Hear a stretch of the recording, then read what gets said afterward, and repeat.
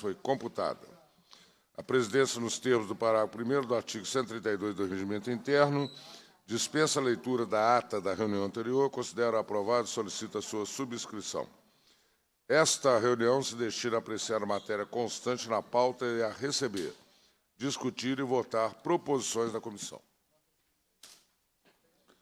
A presidência informa o recebimento das seguintes correspondências. Ofício da Secretaria de Estado de Desenvolvimento Social prestando informações relativas ao requerimento número 11.244/2025.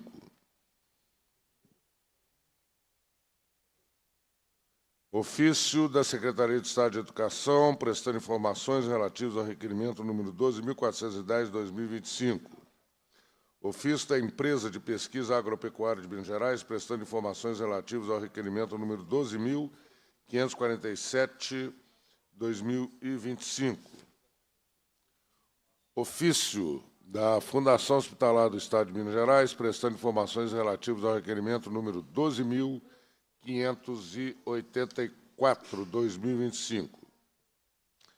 A presidência acusa o recebimento das seguintes proposições, das quais designou como relatores os deputados mencionados: projeto de lei número 3.302/2025, em turno único, deputado Betão, e projeto de lei número 3.754/2025, no primeiro turno, deputado Leleco Pimentel.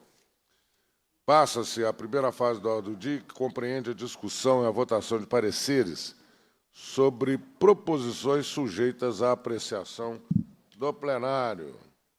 Projeto de lei 3.993/2022, turno único. Autoria, deputada Ana Paula Siqueira. Relatoria, deputado Celinho do Sintrocel. Parecer para turno único do projeto de lei número 3.993/2022. De autoria da deputada Ana Paula Siqueira, o projeto de lei em epígrafe tem por objetivo instituir o Dia Estadual do Representante Comercial, a ser comemorado anualmente no 1º de outubro. A profissão do representante comercial está inscrita na Classificação Brasileira de Ocupações, CBO, com o código 3.547-05. Segundo essa classificação, a profissão é exercida por aqueles profissionais que fazem a intermediação de negócios mercantis para terceiros. De acordo com informações apresentadas pelo presidente do Conselho Federal de Representantes Comerciais, em audiência pública realizada nesta Casa, que teve por finalidade debater a importância desses profissionais para o desenvolvimento econômico do Estado, havia, em novembro de 2024, em Minas Gerais, 106.070 profissionais em empresas desse setor. Em 2023, foram cerca de 50.000 novos registros de profissionais em todo o país. Esses números são indicativos da importância da profissão, mesmo em um contexto de rápido avanço tecnológico e ampliação do comércio digital. Na referida audiência pública, os participantes referendaram a necessidade de instituição de data comemorativa dedicada a homenagear a profissão, a fim de ampliar a visibilidade e o reconhecimento do seu trabalho. Em sua análise preliminar, a Comissão de Constituição e Justiça não vislumbrou vícios formais na instituição do dia proposto. Entretanto, apresentou o substitutivo número 1 para adequar o projeto nos parâmetros legais. Manifestamos nosso acordo com o substitutivo número 1 e entendemos que a instituição da data comemorativa é oportuna, do ponto de vista do mérito, por ser uma forma de conferir reconhecimento e visibilidade à categoria profissional dos representantes comerciais. Em face do exposto, opinamos pela aprovação do projeto de lei 3.993/2022, em turno único, na forma do substitutivo número 1 da Comissão de Constituição e Justiça. Este é o parecer, presidente. Em discussão, parecer. Em discussão, encerra a discussão. Em votação. As deputadas e os deputados com a própria permaneçam como se encontram. Aprovado. Projeto de Lei 2503/2024, primeiro turno. Institui o selo Empresa Amiga da Juventude, destinado a incentivar empresas a proporcionar condições de acesso ao primeiro emprego aos alunos do ensino médio das redes pública e privada de ensino no Estado. Autoria da deputada Chiara Biondini. Relatoria do deputado Betão, a qual faço a leitura do parecer. A proposição de análise visa conferir o selo Empresa Amiga da Juventude para as empresas instaladas no Estado que promovam a acessibilidade ao primeiro emprego com o objetivo de prevenir o trabalho infantil, garantir acesso à educação, melhorar a qualidade de vida dos jovens e suas famílias e promover o acesso dos jovens ao primeiro emprego. Fatores como gênero e raça, além de outras características socioculturais, como local de moradia, rural, periferia de grande centro, etc., escolaridade e inclusão digital, criam disparidades que interferem na inserção dos jovens no mercado de trabalho. Essas características, que muitas vezes se sobrepõem umas às outras, podem se tornar obstáculo para a inserção adequada no mundo do trabalho e precisam ser consideradas na elaboração e implementação das políticas públicas destinadas ao jovem. Os desafios para a inclusão do jovem no mercado de trabalho envolvem não só a ampliação do contrato de aprendizagem e formalização dos estágios, mas também o investimento em aumento de escolaridade para aqueles que estão fora do mercado de trabalho e fora da escola, além da adoção de políticas que visem reduzir as desigualdades regionais de sexo, de raça e etnia. Nesse contexto, se insere a proposição em comento. O uso de selo, quando veiculado junto à marca da empresa, faz com que ela se torne mais atraente a consumidores que reconhecem a importância de iniciativas de cunho social. Com objetivo semelhante ao da proposição em análise, a Lei número 21.060, de 2013, acrescentou o artigo à Política Estadual da Juventude, instituído pela Lei número 18.136, de 2009, para criar o selo jovem, a ser concedido para entidades que se destacarem no desenvolvimento de projetos destinados à inserção do jovem na sociedade, alinhado aos objetivos, diretrizes e prioridades da política. Um dos objetivos da Política Estadual da Juventude, descrito no inciso 5º do artigo 2º, é exatamente promover a inserção dos jovens no mercado de trabalho. Em sua análise preliminar, a Comissão de Constituição e Justiça concluiu pela juridicidade, constitucionalidade e legalidade da matéria e, com o intuito de aperfeiçoar o seu conteúdo, apresentou o substitutivo número 1, quanto ao mérito do projeto. Considerando que já existe o selo jovem e atendendo ao princípio da consolidação das leis, apresentamos o substitutivo número 2, em que propomos alterar a mencionada lei número 18.136, de 2009, ampliando o escopo do selo jovem para, dessa forma, alcançar os objetivos da proposição em análise. De acordo com o parágrafo 3 do artigo 133 do Regimento Interno, esta comissão deve também se pronunciar a respeito da proposição anexada ao projeto de lei em comento. Entendemos que as considerações tecidas neste parecer se aplicam também ao projeto de lei número 2907/2024, que institui o selo Empresa Amiga da Juventude no âmbito do Estado. Em face do exposto, opinamos pela aprovação no primeiro turno do projeto de lei número 2503/2024, na forma do substitutivo número 2, a seguir apresentado. Substitutivo número 2, altera a redação do artigo 8A da Lei número 18.136, de 14 de maio de 2009, que institui a Política Estadual da Juventude e dá outras providências. A Assembleia Legislativa do Estado decreta, artigo 1º, o caput do artigo 8A e o parágrafo 1º do artigo 8A da Lei 18.136, de 14 de maio de 2009, passa a vigorar com a seguinte redação. Artigo 8A. Fica instituído o selo jovem a ser concedido às empresas e instituições públicas e privadas localizadas no Estado que se destacarem no desenvolvimento de projetos para a inserção do jovem no mercado de trabalho. Bem, parágrafo 1º. Para a concessão do selo de que trata o caput, será considerado o desenvolvimento de projetos alinhados aos objetivos, diretrizes e prioridades da Política Estadual de Juventude e a adesão a programas que promovam o primeiro emprego e estágio. Artigo 2º. Esta lei entra em vigor na data de sua publicação. Em discussão, parecer? Em discussão, encerra-se a discussão, em votação. Os deputados e deputadas que o aprovam permaneçam como se encontram. Aprovado.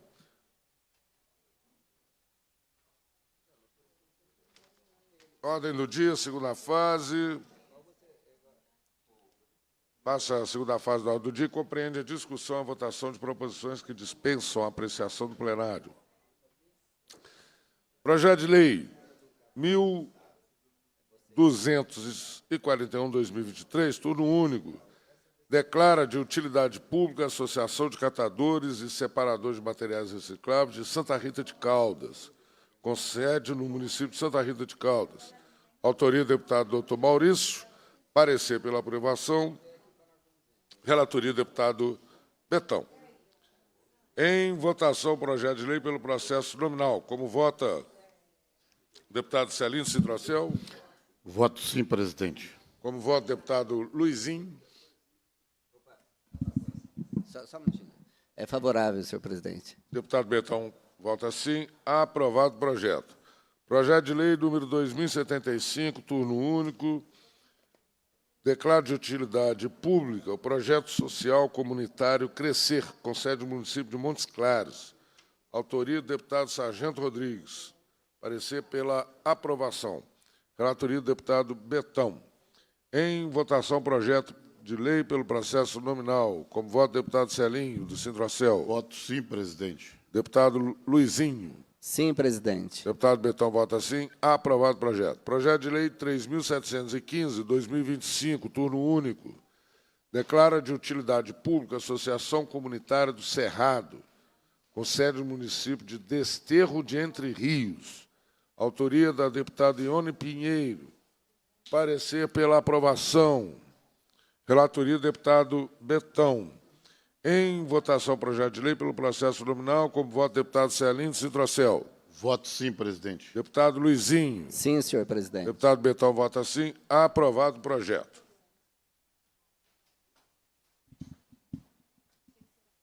Sim, tem muita coisa aí.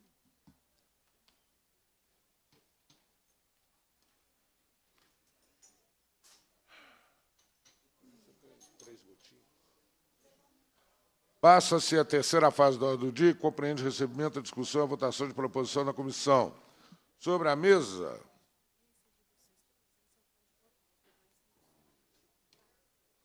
Tá. Ah, tá. Obrigado.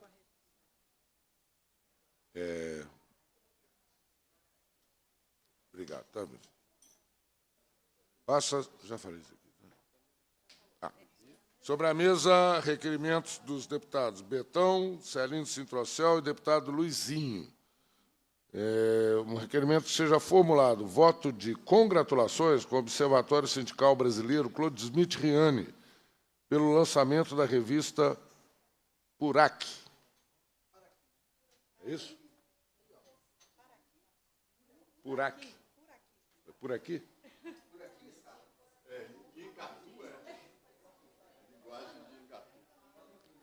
Que dedica-se ao universo do trabalho, estimulando o debate multidisciplinar e plural sobre a realidade laboral. Requer ainda que seja dada ciência dessa manifestação ao Observatório Sindical Brasileiro, Claude Smith Riani. Em discussão, o requerimento, em votação, os deputados que o aprovam o requerimento permaneçam como se encontram. Aprovado. Vou aproveitar aqui para passar um exemplar para cada deputado da revista Purac. Por aqui. Luizinho, por aqui. Bacana. Que hoje tem um lançamento, né? Hoje tem o lançamento na Casa do Economista, lá na Avenida, lá na Rua Paraíba, 770. Passo a presidência para o deputado Celino Citrocel, para leitura e votação de requerimentos de minha autoria.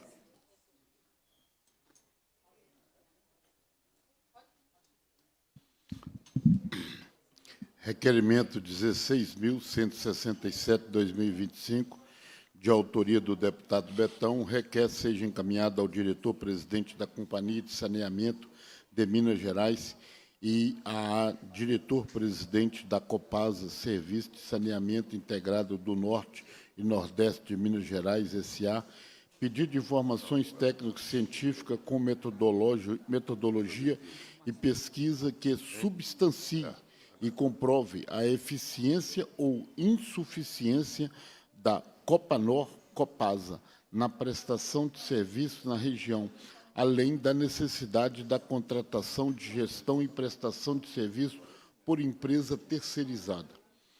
De autoria também do deputado Betão, requerimento 16.168/2025, requer seja encaminhado à diretoria executiva do Serviço de Saneamento Integrado do Norte e Nordeste de Minas Gerais, Copanor, Copasa, em Teoflotone, pedido de informações técnico-científicas com metodologia e pesquisa que substanciem e comprovem a ineficiência ou insuficiência da Copanor Copasa na prestação de serviços da região, além da necessidade da contratação de gestão e prestação de serviço por empresa terceirizada.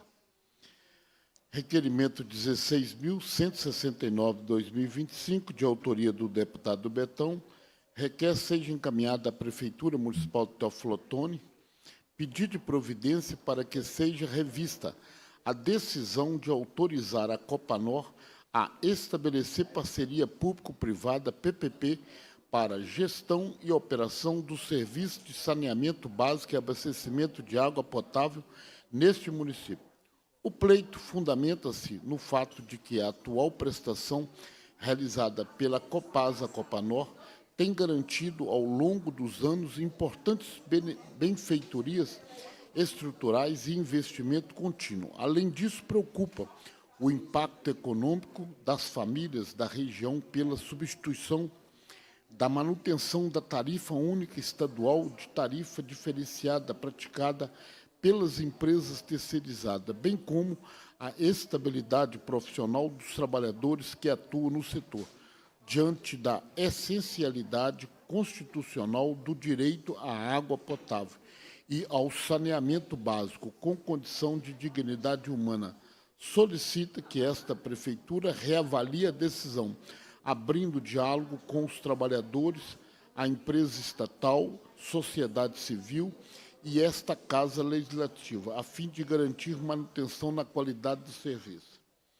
De autoria também do deputado Betão, requerimento 16.173, o deputado que subscreve requer, nos termos do artigo 103, a linha 3, letra E, do Regimento Interno, seja encaminhado ao diretor da Agência Nacional de Mineração e ao ministro de Estado do Ministério de Minas e Energia pedido de informação sobre o leilão da 8ª rodada de disponibilidade de áreas, considerando o leilão de áreas de minérios críticos, cuja exploração possui profunda conexão com questões de ordem social e trabalhista.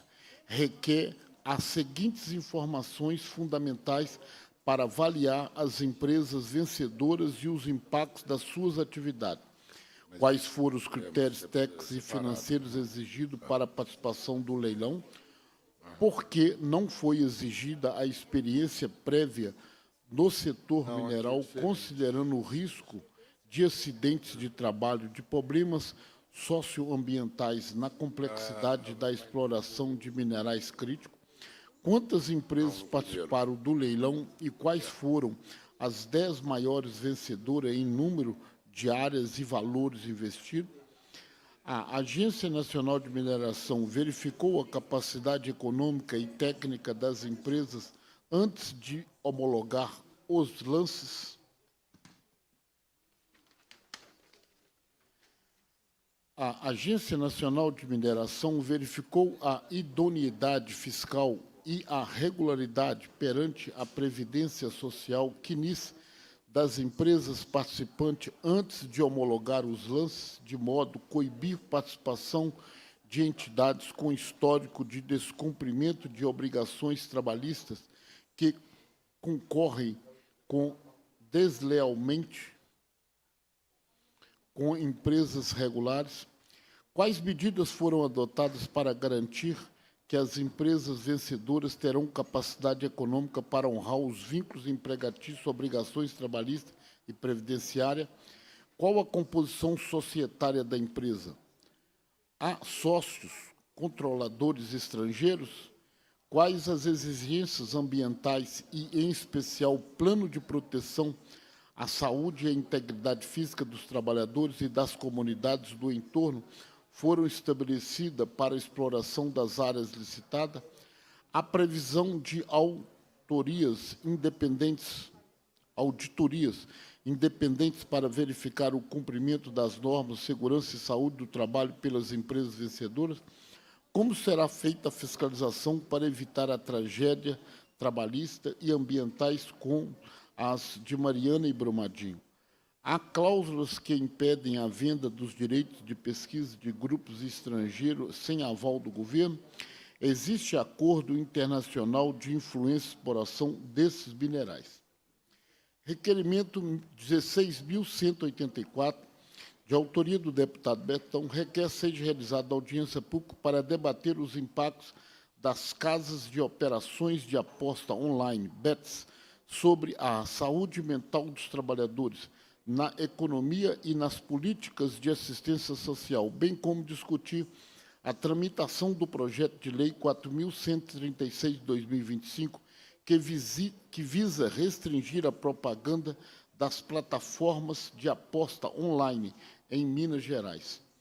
E, por último, requerimento 16.169, também de autoria do deputado Betão, requer seja encaminhada à Prefeitura Municipal de Teófilo Otoni pedido de providência para que seja revista a decisão de autorizar a Copanor a estabelecer parceria pública-privada PPP para gestão e operação dos serviços de saneamento básico e abastecimento de água potável deste município. O pleito fundamenta-se no fato de que a atual prestação realizada pela Copasa Copanor tem garantido, ao longo dos anos, importantes benfeitorias estruturais e investimento contínuo.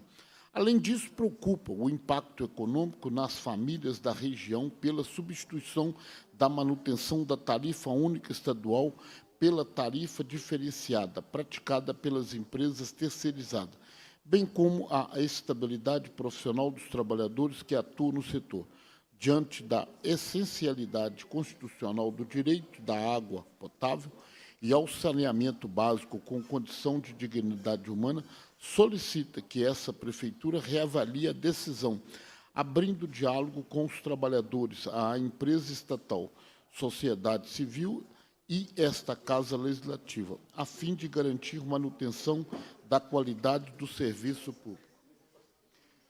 Requerimento 16.192, de autoria do deputado Betão, requer, nos termos regimentais, que seja ouvida, no âmbito desta comissão, a senhora Neuza Freitas e Leni Romani, diretoras do Sindiúti, e Carina Lourenço Rodrigues, servidoras da rede FEMIG, para apresentar a situação dos aprovados do concurso público previsto no edital FEMIG, número 1/2023, que estão sendo designados para localidades distintas daquelas escolhidas no ato da submissão do concurso. Em votação, os requerimentos, os deputados que o aprovam, permaneça como se encontra. Aprovados os requerimentos. Devolvo a presidência ao deputado Betão. Obrigado, deputado Celino Citrocel.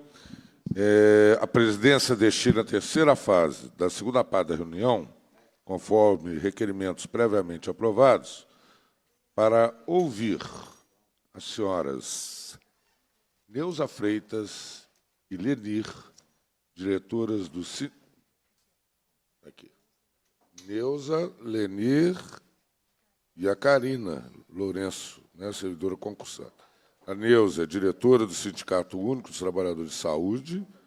A Lenir também diretora do Sindicato Saúde. E a Karina Lourenço Rodrigues, que vai entrar por videoconferência, é isso, gente?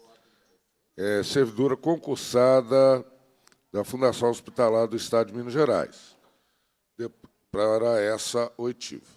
Depois nós teremos a oitiva da Quadriana Ferreira, que é presidente do Instituto Menopausa Feliz, né, que esteve no Fantástico esse fim de semana, não foi? Eu vi. E o Tiago Wesley de Oliveira, que é médico pós-graduado em Psiquiatria e Ciência da Obesidade. Tá? Então, Neuza, quer sentar aqui na mesa? A Leni é por videoconferência? A Leni. Ela veio, ou Deus?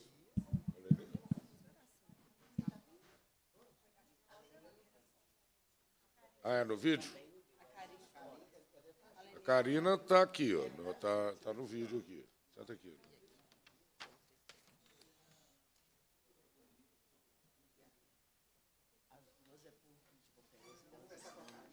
Tá. A Lenira apareceu aqui na nossa tela. Só que ela está na conta da Karina Lourenço. Ela está com você aí, Lenir? Libera o som aqui para a gente.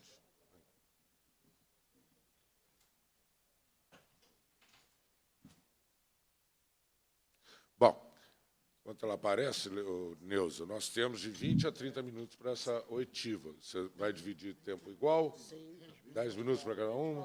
Pode, então. Fica à vontade, Leni. Bom dia a todos e todas. Cumprimento a mesa na pessoa do senhor presidente, cumprimento os demais deputados, cumprimento a plenária, cumprimento os trabalhadores que estão acompanhando online. Eu não vou gastar todo o meu tempo, deputado, porque eu prefiro muito mais que as trabalhadoras que estão em Juiz de Fora expõem muito mais a situação devido à gravidade do caso que estamos vivenciando. Primeiramente, agradeço ao deputado, à sua assessoria, por estar acompanhando esse caso, essa questão dos novos concursados da FEMIG desde o início. Estivemos em Juiz de Fora, fazendo uma assembleia com esses novos concursados, juntamente com a vereadora Cida Oliveira, juntamente com sua assessoria. Também estivemos em Barbacena, também fazendo essa assembleia, acompanhados diretamente pela sua assessoria, assim como aqui em Belo Horizonte. Portanto, primeiramente, eu gostaria de agradecer todo o empenho, todo o apoio desse deputado e a sua assessoria, tanto aqui em Belo Horizonte quanto nas demais capitais, com esses trabalhadores. Vejam bem, deputado e demais, nós vivemos hoje uma situação ainda inédita, vivenciada na rede FEMIG. Nós tivemos os novos concursados, um concurso que passou por atropelos desde o início, com muita dificuldade, inclusive, para chamar esses novos concursados, mas nos deparamos com uma situação inédita. A FEMIG é uma rede estadual que existem hospitais em vários municípios, dentre eles Patos de Minas, Juiz de Fora, Barbacena e outros.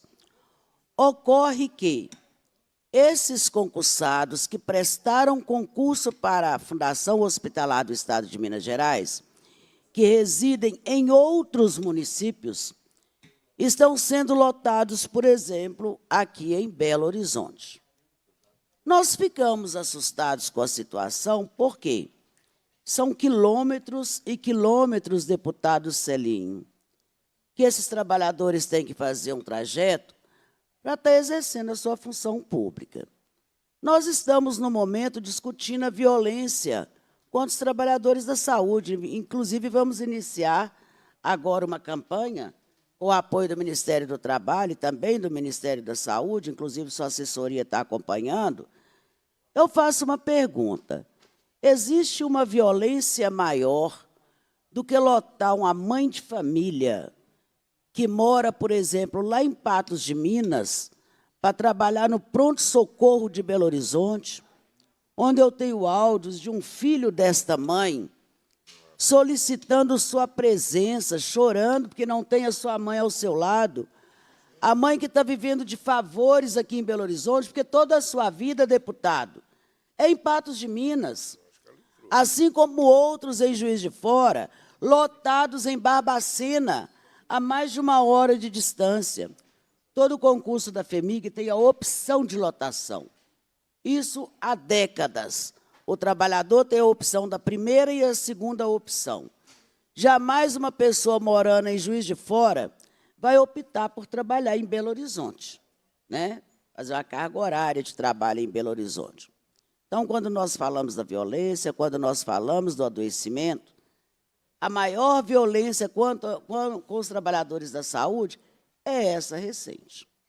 Então, nós estamos vivendo uma situação em que eu estive em Juiz de Fora, estive em Barbacena, e eu fiquei muito assustada com os relatos. Trabalhadores, por exemplo, lá em Vespasiano, moram em Vespasiano, lotados no Júlia Kubitschek. Quer dizer, ele tem que atravessar a cidade, onde existem diversas unidades da FEMIG na área central. A opção de escolha desses trabalhadores se dá principalmente onde nós pedimos a divulgação do número de vagas da FEMIG. Ainda em 2018, nós fizemos um levantamento junto ao governo Pimentel, em que foram colocados a necessidade de mais de 3.000 trabalhadores para o novo concurso público da FEMIG. Esse concurso atual já teve um déficit, diante do que já havia sido levantado, de mais de 1.000 trabalhadores. Nós temos hoje na FEMIG processos seletivos, nós temos PJs na questão do cargo de médico, e mesmo assim a FEMIG alega que não tem vaga nas unidades. Se uma vaga está sendo ocupada por um trabalhador que fez um processo seletivo emergencial, logicamente que existe a necessidade do concursado. Juiz de Fora, por exemplo, fecharam leitos, o senhor mesmo esteve presente e constatou o fechamento de leitos devido à falta de pessoal. Se existe a falta de pessoal em Juiz de Fora, o nosso questionamento é: por que lotar em Belo Horizonte? E a falta de transparência da Fundação Hospitalar do Estado de Minas Gerais, em todos os sentidos, que não é de agora, está gritante. Mas, principalmente, ao lidar com esses trabalhadores, o desrespeito, a falta de transparência e até mesmo o desconhecimento da administração pública. Nós colocamos que a situação hoje, para esses trabalhadores, esses novos concursados, é muito grave. Nós precisamos de uma solução imediata e nós temos certeza que nesta comissão e esta casa, com o apoio de todos os nossos deputados que realmente prezam pelo bom andamento do serviço público e do atendimento aos usuários do Sistema Único de Saúde, estarão apoiando e se empenhando o máximo possível para que nós podemos fazer todos os encaminhamentos necessários.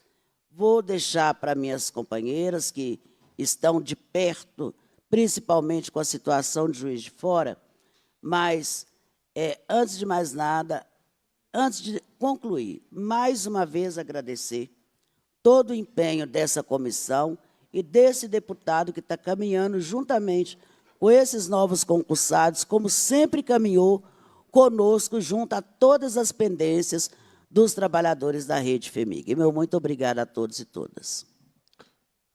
Obrigado, Neuza. Quer dizer que o trabalhador pode escolher 2 unidades. Exatamente, sempre pôde escolher. Tem a primeira opção e a segunda opção. Somente se for constatada que não existe a vaga na primeira opção, é que ele vai para a segunda. Segunda opção. Mas é ele que escolhe, não é a FEMIG. Ok. Então, nós vamos passar a palavra agora para a Lenir ou para a Karina?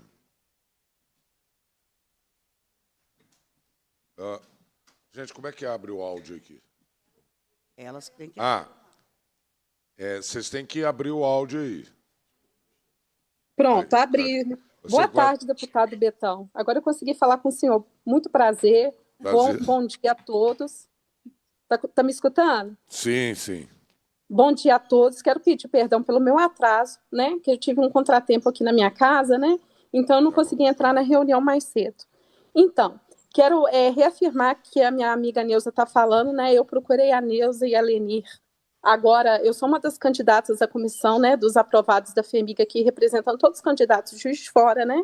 Nós somos mais de 40 candidatos que estamos nessa situação, né, deputado Betão? Nós somos residentes da cidade de Juiz de Fora, nós temos outros cargos, né, conforme a lei, né, que nos garante essa garantia de ter outro cargo público. Eu sou servidora também do município da Prefeitura de Juiz de Fora, né? Ao dia 9 de junho, eu chego na sede da FEMIG, infelizmente, né, para escolher o meu cargo, que eu tive um certo problema nesse trâmite de candidata, né, na ASO e tudo. Chego lá para poder escolher meu cargo, escolho, vou ver, só tem opções para Barbacena, um monte de vaga para Barbacena, um monte de vaga para Belo Horizonte, e aonde a nossa unidade, que é Juiz de Fora, a qual nós escrevemos, a grande maioria de nós, a gente não encontrou essa opção de escolha de vagas. Entendeu? Todos nós que fomos depois dessa data, no mês de junho, entendeu? E aí, juntamente, eu fui procurar a Lenir, né?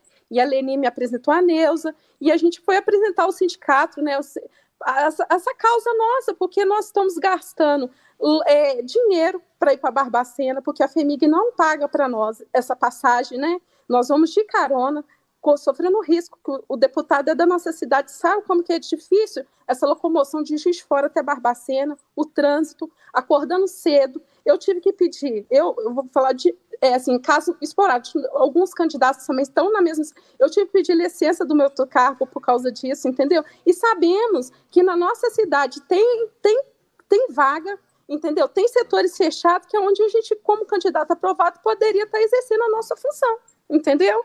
Então, por isso eu peço ajuda de todos aí para a gente poder resolver essa situação, porque a gente está disposto a trabalhar na nossa cidade, a gente precisa disso, mas todos nós estamos saindo prejudicados. Além de gastar com esse transporte, correndo risco de estrada, nós estamos pagando, muitos entraram sem via sindicato, estão pagando advogados, entendeu? E assim, um advogado está cobrando aí 7, 8 mil de causa, sendo que é um direito nosso, de candidato aprovado, nós fizemos inscrição para o João Penido e esse dado não tem, essa oferta de vaga não tem, eles falam para a gente que não tem vaga, e a gente sabe que tem vaga, entendeu, candidato Betão? Eu gostaria muito da ajuda do senhor e da comissão para poder garantir esse direito nosso de candidatos, entendeu? Karina, obrigado, nós estamos atentos aqui. Depois eu vou ler alguns requerimentos que nós já apresentamos, né, sobre situações aqui da FEMIG. Mas você tem toda a razão, eu sei exatamente o que é fazer essa estrada para Barbacena. No meu caso, eu venho até Belo Horizonte, né, mas é uma estrada muito movimentada, muito perigosa, né, e vocês fizeram o concurso para o João Penido, né, imagino. Né? É isso, Neuza? Sim. Nós vamos acompanhar esse caso. Leni, abre seu microfone aí, Leni. Aí. Abriu? Bom dia. Eu estava aguardando. Bom dia. Agradeço, deputado Betão, agradeço à comissão por essa oportunidade de estarmos mostrando, mais uma vez, o que a FEMIG faz com os concursados. Só lembrando, vou fazer um adendo aqui. Esses concursados, na hora que fizeram a inscrição no site, né, do FGV, lá tinha a opção onde você queria trabalhar. Tinha a opção de João Penido, tinha a opção de Juiz de Fora. Hoje, se você for acessar esse site, essa página sumiu. A gente também gostaria de saber o que aconteceu, porque quando nós solicitamos aos concursados, né, traga o local que você fez a escolha, eles tentam acessar a página e não tem mais essa opção. E tinha essa opção na época da inscrição, para eles até estarem comprovando também, né, a veracidade das informações que eles têm passado para a gente. Tá? Eu nunca vi dentro da FEMIG isso acontecer. Opção, abriu para cadastro de reserva, mesmo com vaga em todas as unidades e em todas as categorias. Abriu muito cadastro de reserva. Foi um questionamento também que a gente fez, tá? E não tivemos resposta. E há pouco tempo atrás soubemos que houve uma reunião onde a FEMIG falou que não existia contrato no João Penido. Tá? Então, está totalmente equivocado a pessoa, né, que fez essa reunião da própria FEMIG, tá? E essa gestão que fez a reunião e falando que não havia contrato nas unidades do João Penido. Existe sim, tá? Nós comunicamos que existe, não existe um nem dois, não. Existem muitos contratos ainda no João Penido. E a falta de profissionais, onde leitos, vou corroborar o que a Nilza acabou de falar, leitos estão fechados. Tá? O atendimento está precarizado. Não temos muitos especialistas, principalmente os especialistas na área médica. Então, não está tendo chamamento, nós não estamos atendendo de plena assistência, e os concursados ficam, como a Karina acabou de falar, arriscando a vida numa estrada, gastando dinheiro, né? Muitos concursados também têm filhos pequenos, tem pessoas deficientes que elas cuidam em casa, tá? E João Penido aqui sendo precarizado, as vagas aqui sendo precarizadas para o João Penido. Então, desde já, os concursados agradecem, né? Eu estou falando em nome de todos, porque muita gente está mandando mensagem no meu privado aqui, pedindo para agradecer, né, que está acompanhando. Tá? Mas essa luta, a gente sabe que tem que ser uma luta, uma luta árdua, mas tem que ser uma luta positiva. Porque não pode, o concursado de Juiz de Fora, que mora em Juiz de Fora, que optou por Juiz de Fora, onde tem cadastro de reserva, onde tem terceirizados, onde tem PJs, está em outra unidade. Nós temos em Barbacena e Belo Horizonte, nós temos Ilbar. Então, isso é um risco que a FEMIG também põe o servidor muito grande. Como a Neuza falou, tá? A própria FEMIG está penalizando o concursado, o servidor. A prestação de serviço continuada, né, dentro de uma unidade de saúde, o servidor concursado efetivo, ele já chega com a cabeça para trabalhar, né, muito, muito abalado. Então, nós temos também que ter essa consciência para trabalhar, nós lidamos com vida. Nós estamos aqui a serviço da população. Mas como chega com uma cabeça, como entra o físico de uma pessoa para trabalhar em outra unidade que não é daquela que ela está morando, que não é daquela que ela reside, no município que ela reside, que ela escolheu?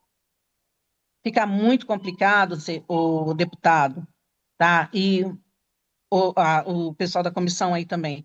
Está ficando muito, muito difícil, tá? Está ficando muito desgastante, inclusive para a própria FEMIG, né? É um risco, porque se sofrer um acidente de trabalho, é afastamento, é atestado.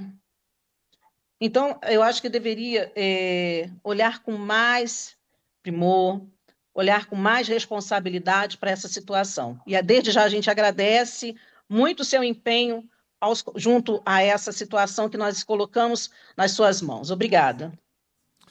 Obrigado, Lenir. Nós já encaminhamos, Leni, Karina e Neuza, alguns requerimentos tratando desse assunto. Eu vou tentar passar aqui de forma resumida. Tem um requerimento aqui, 15.288/2025, que seja encaminhado ao presidente da FEMIG, pedido de informações sobre o concurso público previsto no edital FEMIG destinado ao provimento de cargos efetivos consubstanciados. Era um problema ainda sobre o concurso público, a execução dele. Depois, um requerimento encaminhado também à FEMIG, pedido de providência para que sejam nomeados em caráter de urgência os candidatos aprovados no concurso público regulado pelo edital FEMIG número 1 de 2023, visando preencher todas as vagas disponibilizadas no certame. Mais à frente, nós entramos com outro requerimento, também encaminhado à FEMIG, Um pedido de informações sobre o concurso 2023 e o corpo técnico efetivo das unidades da Fundação, especificando o número total de candidatos aprovados, tudo já preocupado com essa situação que vocês estão levantando. E o último, encaminhado também à FEMIG, pedido de providência para que o processo de alocação dos servidores convocados em razão de aprovação no concurso dessa instituição, edital número 1/2023, respeite o interesse do candidato pela localidade escolhida entre as cidades que constam nos itens 3 e 16.6 do referido edital. Deve ser exatamente esses números aqui que vocês estão falando que subiu, né? Que não toca na questão das cidades e que as pessoas, para o qual as pessoas fizeram o concurso, né? Então, nós vamos... eu sou também, né, concursado do Estado de Minas Gerais, da Prefeitura de Juiz de Fora, como professor. Eu sei exatamente o que é isso, né, de você fazer um concurso, né, para uma determinada localidade e te mandarem para um outro lugar completamente diferente. Isso já aconteceu também na Secretaria de Educação e tal. Eu cheguei a fazer um concurso, Neuza, para o Estado do Rio de Janeiro, né, para o município de Paraíba do Sul, que é próximo à fronteira lá com Minas Gerais, né, com Juiz de Fora. E na primeira oportunidade eles estavam me mandando para uma outra cidade, lá em Vassouras, por aí afora, entendeu? Só que nós conseguimos reverter esse processo e eu assumi exatamente na cidade para a qual tinha feito o requerimento. Então, Karina, agradeço a sua participação, nós vamos estar atentos a isso, né? Pode cobrar aí da Leni, que está em Juiz de Fora, para ela cobrar de mim, né? E a Neuza também está aqui junto com a gente. Viu, Neuza? Agradeço a vocês a participação. Tá bom, pessoal? Oi, Karina, você quer falar? Abra aí seu microfone. Eu não estou te ouvindo.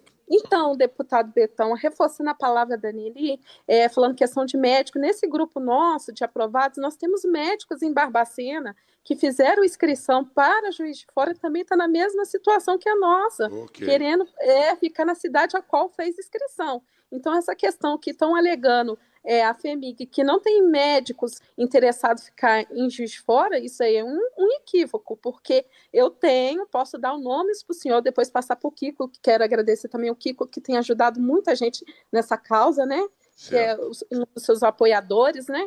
Muito, muito legal. Então, assim, tem médicos interessados, que também está judicializando o senhor Betão, também quer ir para a cidade, são aqui de Juiz de Fora e estão alocados em Barbacena. Entendeu? Perfeito, Karina. Já está. Tem médicos, farmacêuticos, senhor Betão, médicos, farmacêuticos, fisioterapeutas, entendeu? Assistentes sociais, todos que estão interessados em exercer sua função ao qual fez inscrição, que é na cidade de Fora, e estão alocados em Barbacena. A grande maioria de nós estamos lá e nós fizemos para cá e somos residentes da cidade de Juiz de Fora, entendeu? Que também está atravessando essa mesma situação. Tá bom, senhor Betão? É isso que eu queria deixar mais transparente para o senhor. Perfeito, Karina. Já está claríssima a situação. Tá? Nós vamos dar um jeito aqui, né? Tudo que a gente puder fazer ao nosso alcance, nós vamos estar fazendo. Tá bom? Agradeço. Neuza.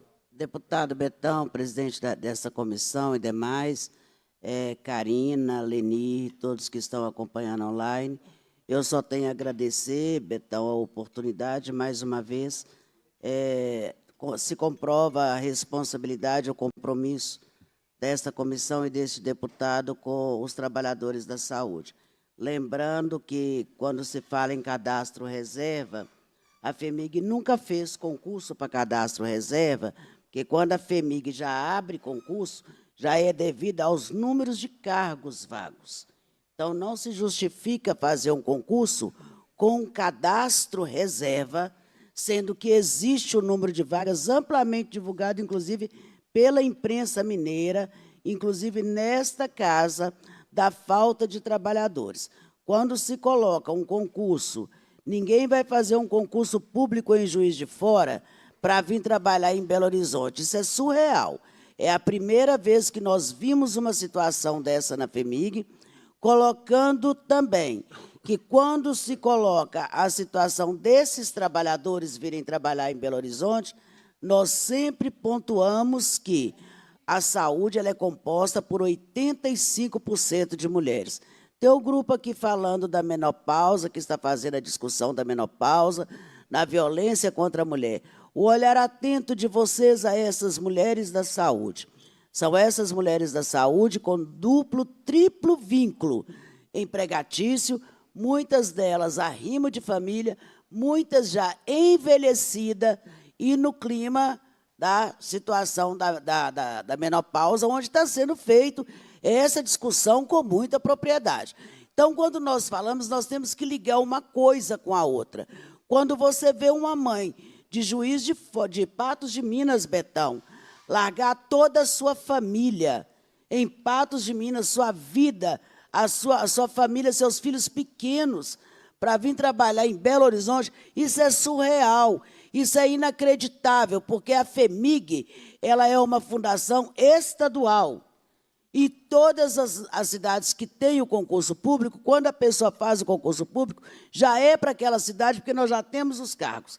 E quando se fala em vagas, hoje nós temos, além daquelas vagas constatadas em 2018, em que o governo anterior faria o concurso público, ainda temos mais, que hoje nós temos os óbitos, as aposentadorias e as exonerações, porque hoje, infelizmente dizer, que a maioria dos trabalhadores da FEMIG, da saúde da FEMIG, estão totalmente desmotivados e estamos constatando, inclusive, muitos pedindo exoneração do cargo. Meu muito obrigada mais uma vez, contamos com esse apoio e solicitar a Vossa Excelência a possibilidade da realização de uma audiência pública com esse assunto dos novos concursados, para que nós possamos debater amplamente o tema. De antemão, meu muito obrigada à presidência dessa casa, à comissão e a todos, o meu grande abraço. Obrigado, Neuza. Neuza, nós vamos marcar a audiência pública o mais rápido possível, tá bem? Aí nós vamos comunicar. Vamos acompanhando aqui.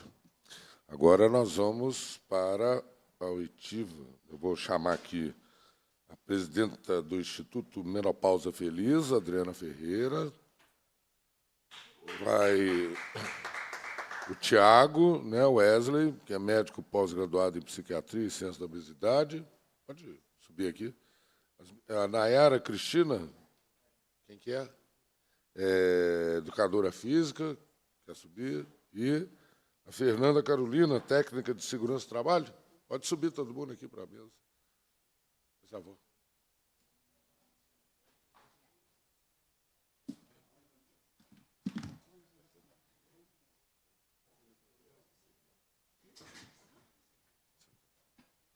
Todo mundo vai falar? Em torno de meia hora.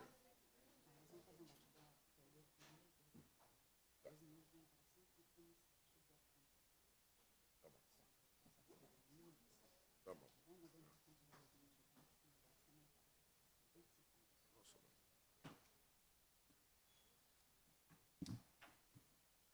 Quem vai começar?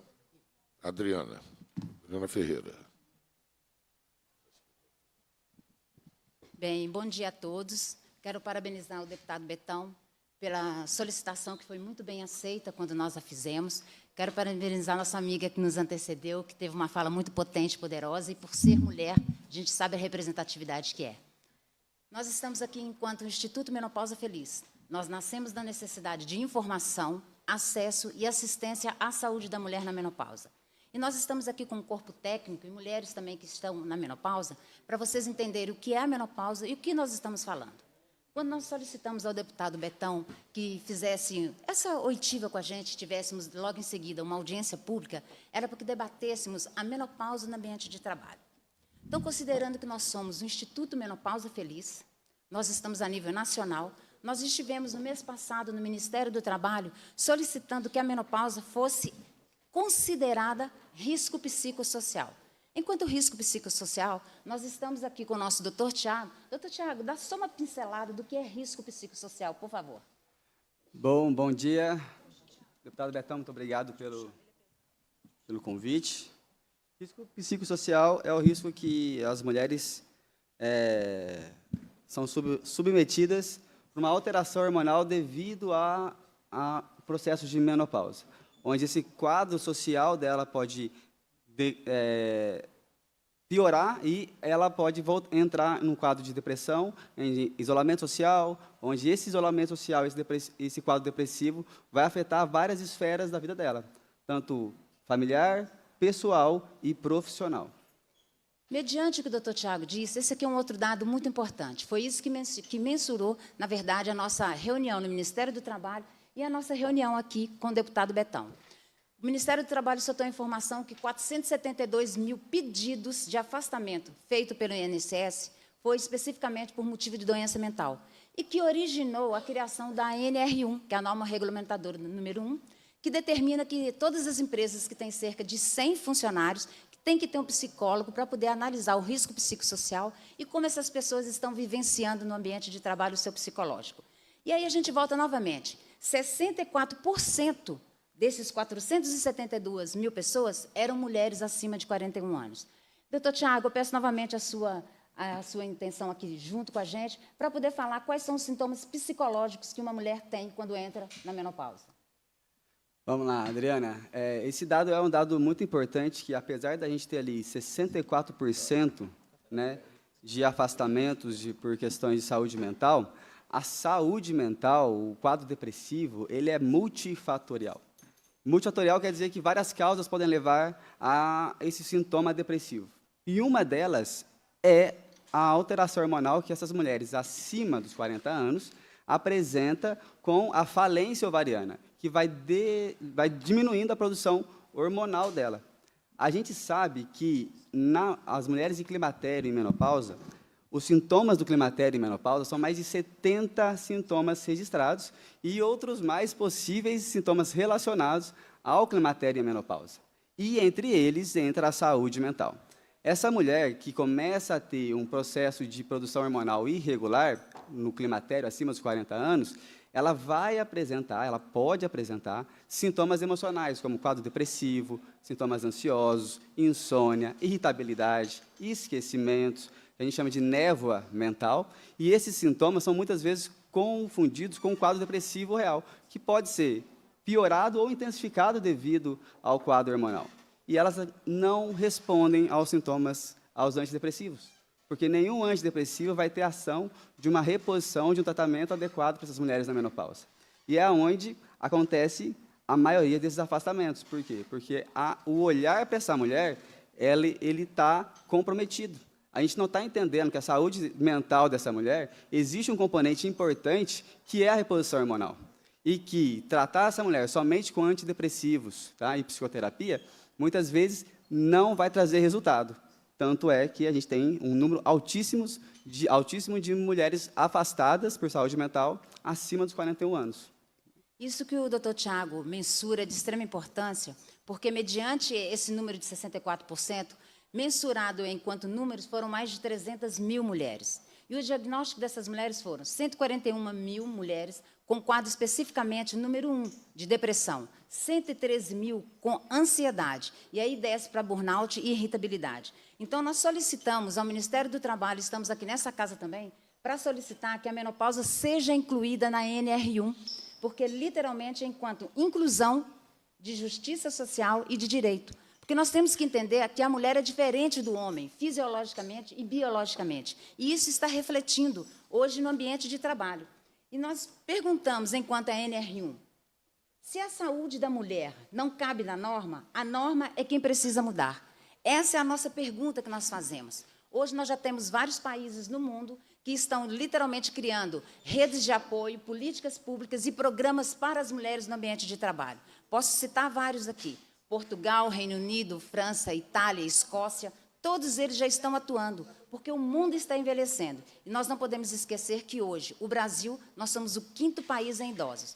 Mas aí eu quero trazer uma fala importante, porque quando nós dialogamos sobre menopausa, nós estamos falando sobre alterações hormonais. E nós estamos aqui com a Fernanda, que entrou em menopausa aos 25 anos. Como será que o ambiente de trabalho tratou essa mulher? Aos 25 anos, eu sofri com os sintomas, perdi meu emprego, porque eu não entendia o que estava acontecendo comigo, eu não sabia do que se tratava. Eu procurei vários médicos e fui negligenciada. Os meus sintomas foram negligenciados. Entrei em depressão e muitas vezes eu chorava sozinha, sentada no banheiro, porque eu não via saída para o que estava acontecendo comigo. E como cuidar da saúde do trabalhador, que era a minha função, sendo que eu não tinha saúde para isso? Como prevenir um acidente de trabalho? Como falar da saúde mental? Como dar uma palestra, sendo que eu não tinha saúde mental? Então, eu vi em um mundo que não me cabia. Então, eu perdi meu emprego. Nunca se falou, até hoje, sobre menopausa no ambiente de trabalho. Eu tenho 12 anos de segurança do trabalho, nunca se falou. E as empresas, elas não trabalham com esse tema. Então, eu venho, sofrendo ainda com sintomas. Hoje eu entendo, depois de 9 anos, que eu venho sofrendo com sintomas, hoje eu entendo um pouco o que é sobre a menopausa através do Instituto Menopausa Feliz, que vem me auxiliando. Mas nunca se falou. Então, quantas mulheres, quantas Fernandas hoje sofrem com a menopausa sem saber? Várias, assim como eu sofri, sem acompanhamento. Então, o meu apelo é sobre isso, sobre políticas públicas. Quem está cuidando dessa mulher jovem? Aos 25 anos, eu tive a minha maternidade roubada. Hoje eu não posso ser mãe naturalmente. Eu casei com 29 anos e eu fui falar para o meu marido, eu não posso te dar nosso filho. Então, isso foi um peso muito grande para mim. Quase perdi meu casamento, perdi meu emprego, não tive empatia. Cobravam empatia de mim, por ser técnica de segurança, mas nunca tiveram empatia comigo. Então, além de ter tido a menopausa roubou o meu direito de ser mãe, dentro da empresa, a gente não é acompanhada. Nunca se falou sobre menopausa, e ainda não se fala. Então, esse é o meu apelo, deputado. Quem está cuidando dessa mulher jovem? Porque eu fui diagnosticada com depressão, eu tomei vários remédios. É o exemplo. Eu fiquei dopada muitas vezes, eu quase perdi meu casamento, já perdi meu emprego. Então, quem está cuidando dessa mulher? Porque a menopausa não é só acima de 40. Eu sou a prova disso, que eu entrei na menopausa aos 25. Então, o meu apelo é, quem está cuidando da gente? Quem vai cuidar da gente? A gente precisa realmente olhar com mais carinho para essa questão, porque o que eu vejo no consultório é exatamente esses sintomas, a história da Vanessa. Da Fernanda. Que as mulheres chegam no consultório já com uma carga medicamentosa grande, polimedicada, às vezes fazendo uso de vários psicotrópicos associados e sem resposta. E, assim, passou por vários colegas e eles não conseguiram ter o olhar e falar assim, como é que está essa questão hormonal dela? E, muitas vezes, a mulher ali, já de 50, de quase 60 anos, já está em menopausa há algum tempo. E a resposta que ela tem é, não, você não tem que tratar a menopausa vai passar. A menopausa é normal. Não, a menopausa não é normal. A menopausa é comum, que é muito diferente de ser normal. E a gente precisa ter um olhar diferente, por quê? Porque os sintomas da menopausa impactam na vida das mulheres de maneira intensa e cruel. Tá? A história da Fernanda, ela teve uma menopausa precoce. Porém, o que a gente sabe? A gente sabe que 100% das mulheres acima de 40 anos vão iniciar um climatério em menopausa. Não eu acho que ela vai entrar. É questão fisiológica, esse ovário vai falhar. A gente sabe disso. A gente tem 2 certezas na vida ali. Eu falo que assim, a minha filha tem 12 anos. Eu não sei o que ela vai fazer da vida, mas eu sei que lá pelos 40 anos ela vai iniciar um processo de climatério e menopausa. É certeza, entende? E a gente passa por isso como se fosse nada. Não, vai passar, fica tranquila, porque o fogache vai chegar, o calorão vai chegar, mas vai passar. E não é só os fogaches, é os riscos que a deficiência hormonal traz para a mulher. Maior chance de risco cardiovascular, morte por infarto, AVC, trombose, maior chance de demência devido à baixa hormonal, maior chance de osteoporose, ganho de peso, perda de massa magra, então essa mulher evolui para obesidade e sarcopenia, tudo devido a um processo de deficiência hormonal. E no impacto emocional? Essa mulher, entrando no climatério, ela começa a ter algumas alterações emocionais, e uma delas é o brain fog, que é a névoa mental, os esquecimentos. E muitas vezes essa mulher está no ambiente de trabalho, ela é uma executiva, e ela apresenta alterações, queda da produtividade dela, e ela não sabe o porquê está acontecendo. Ela começa a ter conflitos familiares, conflitos matrimoniais, e todas as esferas da vida dela vai gerando um conflito gigante.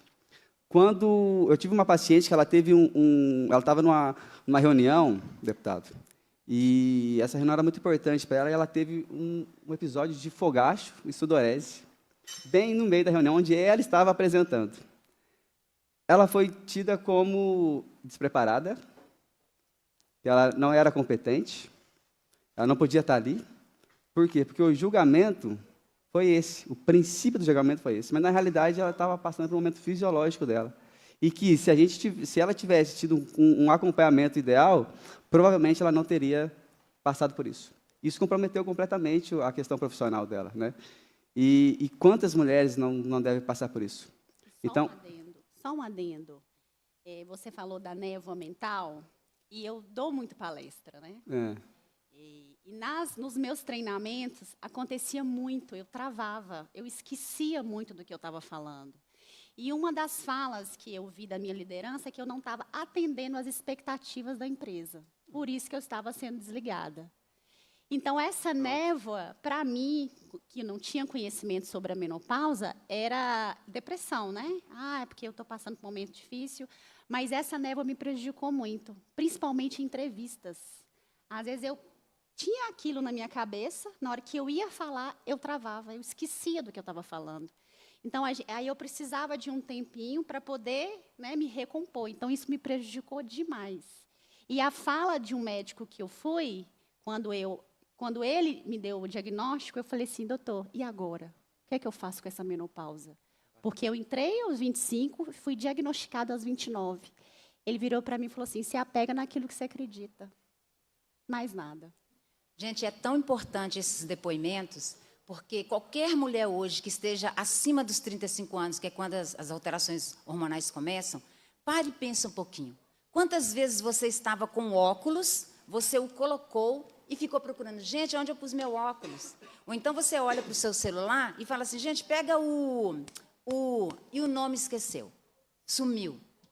Então, as pessoas pensam que isso é uma coisa normal, não é, são alterações hormonais. E eu gostaria, deputado, de pedir agora a Nay para poder falar, ela, enquanto profissional de educação física, ela vai dar um depoimento para demonstrar algumas formas simples que hoje, no ambiente de trabalho, a gente poderia estar usando, fazendo uso, para poder ajudar essas mulheres nessa transição. Porque o nosso instituto também, nós trabalhamos junto às empresas, levando informação do que é a menopausa e formas de se acompanhar essa mulher e dar um acolhimento para ela nas empresas. Fernanda, por favor. Bom dia a todos. Meu nome é Nayara Oliveira. Eu sou profissional de educação física, atleta de fisiculturismo, atuante como personal hoje aqui na região de Belo Horizonte. Antes de iniciar a minha fala, eu gostaria de perguntar a todos os presentes quantos de vocês praticam qualquer tipo de atividade física? Parabéns. Nós temos presentes aqui mais de 10 pessoas e apenas uma pessoa pratica atividade física. Por que eu estou perguntando isso para vocês? Hoje em dia, se falando enquanto empresas, falando enquanto processos seletivos e trabalhadores, a grande maioria das empresas, o único pensamento deles é meta. Números. Precisamos bater meta. Se você bateu a meta, hoje em dia é fácil falar, dobra a sua meta. Mas quem vai dobrar essa meta? Quem vai dobrar essa meta que trabalha dentro daquela empresa está sendo proporcionado, hoje já existe a NR17. Dentro das empresas, quantas dessas empresas utilizam e fazem parte da NR17? Basicamente, ninguém. Por quê? Porque a NR17, tendo em vista os números e as metas que sempre têm que ser dobradas, essa NR17 ela é uma perca de tempo, Por que eu vou parar o meu funcionário durante 10 a 15 minutos para que ele faça uma atividade física e perdendo tempo, se ele pode ficar mais 10 minutos batendo a meta da minha empresa?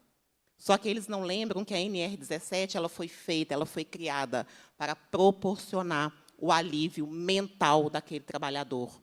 O que a NR17 fala? O trabalhador, seja ele de qual origem for, independente da sua profissão, ele tem o direito que aquele trabalho seja adaptado às suas funções psicológicas. Por exemplo, eu já dei aula de ginástica laboral para o pessoal da SLU. Todo mundo acha que eles correm o dia inteiro, correm a noite inteira, pegam peso para cima e para baixo, e que eles não precisam praticar o que a NR17 garante. Muito pelo contrário. Eles precisam do alívio mental para que possa exercer a sua profissão com garantia, principalmente com segurança psicológica. Vamos pegar uma das empresas, hoje em dia, que mais contrata jovem, que é o pessoal do telemarketing. Quantas horas o pessoal do telemarketing fica sentado, atendendo ou fazendo ligações?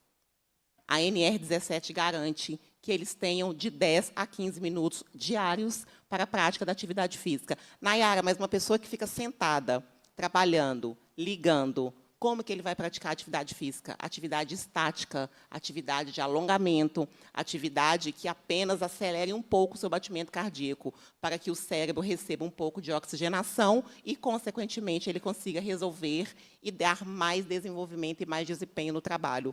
Os senhores, por exemplo, quantas horas os senhores já ficaram sentados, sendo obrigados a ficar sentado, ouvindo, resolvendo, falando? Imagina se vocês pudessem parar uma sessão pública, por exemplo, 2 minutos que seja, para fazer um alongamento, para mandar uma oxigenação para o cérebro, para que ele possa voltar à sua função e à sua capacidade real. Então, a NR17 ela garante que todo profissional, seja ele de qual for, tenha a prática e a adaptação da atividade para o seu psicológico. Mas, infelizmente, as empresas não pensam isso. Hoje em dia, muito se fala em músculo, mas pouca gente sabe que o músculo é um dos fatores mais importantes para o envelhecimento saudável. Afinal de contas, sem o músculo, você não senta para fazer as suas necessidades fisiológicas. Sem a musculatura, você não consegue estender o braço para pedir uma ajuda. Não é só corpo, gente. A atividade física ela é saúde, principalmente saúde mental. A musculatura, complementando aqui, ele é um grande órgão endócrino. Exato. E que libera um fator de proteção neurocerebral que chama BNF-alfa. A gente tem um estudo científico recente que mostrando que uma atividade física regular, constante, tem o mesmo poder antidepressivo de que um comprimido de antidepressivo. Então, realmente, a atividade física ela é fundamental para a nossa saúde mental.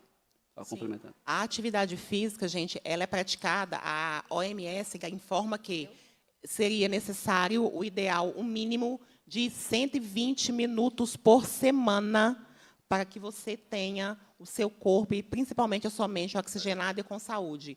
Hoje em dia, infelizmente, as pessoas não praticam 30 minutos no ano. Nós temos aqui mais de 10 pessoas. Quantas pessoas levantaram a mão que praticam qualquer tipo de atividade física? A atividade física não é para o seu corpo é uma consequência. A atividade física ela é fisiológica, ela é mental e, principalmente, ela é extremamente ideal e importante. Gente, isso aqui é só um pouco das demandas que nós trouxemos para o deputado, porque nós estamos falando de uma fase fisiológica que toda mulher vai passar. Então, se nós considerarmos que o estado de Minas Gerais foi o 3º estado em gradação nessa questão do dado estatístico do Ministério do Trabalho, e considerando que Minas Gerais é o estado que mais prescreve antidepressivo e ansiolítico do país, e que o Brasil está no número 1 de ansiedade, de depressão e 3º lugar em burnout no mundo. Então, vocês conseguem compreender a importância dessa atuação que nós estamos fazendo aqui, a importância do deputado, enquanto presidente da Comissão do Trabalho, a responsabilidade que ele tem. Deputado, agora nós colocamos na sua mão e esperamos que a gente possa ter realmente um respaldo a nível de Assembleia, a nível de atividade parlamentar e a nível de um acolhimento para com todas as mulheres que estão vivenciando a menopausa. Não, perfeito, Adriana. A discussão ela é extremamente importante. Nunca tinha pensado, né, nessa forma. Eu que sou dirigente sindical, de uma categoria majoritariamente feminina, né, que são as professoras. Né? Faço parte do Sindicato dos Professores de Juiz de Fora. Deputado, e tem dados, viu? Já tem pesquisa falando de como que a menopausa ataca as professoras. Então, esse assunto nós vamos ter que abordar o mais rápido possível. Já está aprovado o requerimento para a gente realizar uma audiência pública aqui, né? E falta a gente combinar o melhor dia para poder fazer, né, essa audiência pública. Nós estamos aqui à disposição. Todo mundo, gente? Com certeza. Com certeza. Com certeza. Então, Miguel, cadê o Miguel? Vamos agendar, né, o mais rápido possível e levar essa discussão para todo mundo, né? Todo mundo que puder estar observando e fazendo essa discussão. Obrigada, deputado, por estar nos ouvindo, dedicando a sua atenção e fazendo jus ao cargo que você exerce, que é ouvir, e essa casa de ouvir as demandas da sociedade. Parabéns e muito obrigada. Perfeito. Eu que agradeço. E nós terminamos. Aqui, deixa eu fazer só o fechamento aqui da... Espera aí. Vou fazer uma foto bonita, oficial. Hein? Ah, tá. Antes da gente fazer o encerramento, eu gostaria de convidar todos que estão nos assistindo para a audiência pública que vai ocorrer hoje na Comissão do Trabalho, às 16 horas, para debater o fechamento de agências bancárias, a terceirização e a precarização do trabalho bancário do Banco Santander, bem como seus impactos para a população. Cumprida a finalidade da reunião, a presidência